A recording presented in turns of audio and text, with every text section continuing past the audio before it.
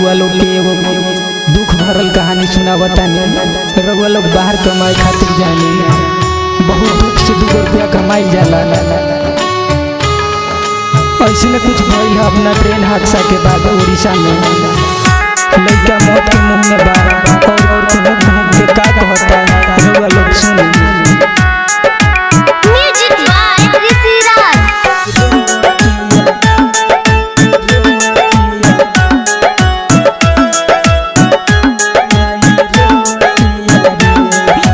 बाबू माई खातिर रहिया जो हतावे रे, भाई बहिन खातिर रहिया जो हतावे रे।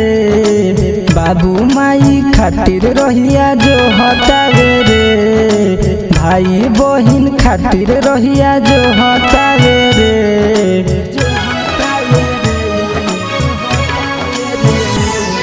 तोरनिया जनवा ले लसमाई रोतिया रे, तोरनिया जनवा ले लसमाई रोतिया रे, तोरनिया जनवा ले लसमाई रोतिया रे, तोरनिया जनवा ले लसमाई रोतिया रे।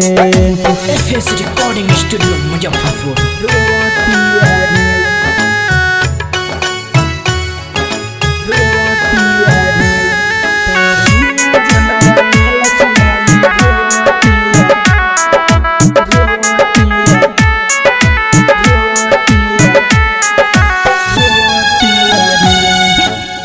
कौन दुश्मनवा के लागल नजरिया, कहीं को रहे हमरा आँख के पुतरिया।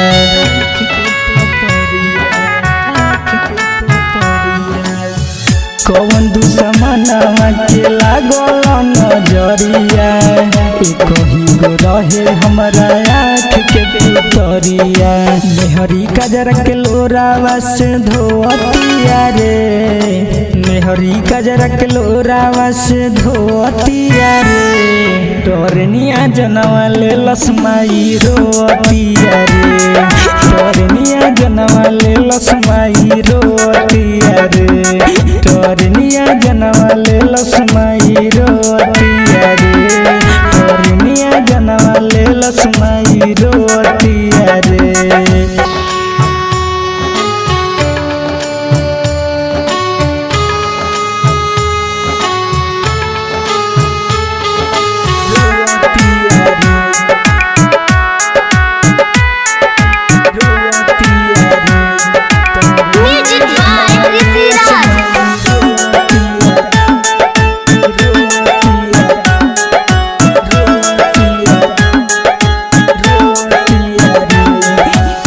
केकरा सहारे माई जी जिनगिया, क्षण में उजर गइल हरियर उनकर बगिया।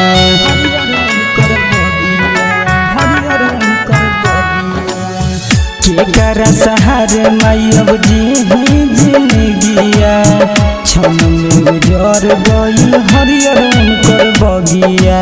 विवेक कहे अचरा माई टोतिया रे, सुजित कहे अचरा माई टोतिया रे। तोरनिया जनवा ले लसमाई रोतिया रे, तोरनिया जनवा ले लसमाई रोतिया रे, तोरनिया जनवा ले लसमाई रोतिया।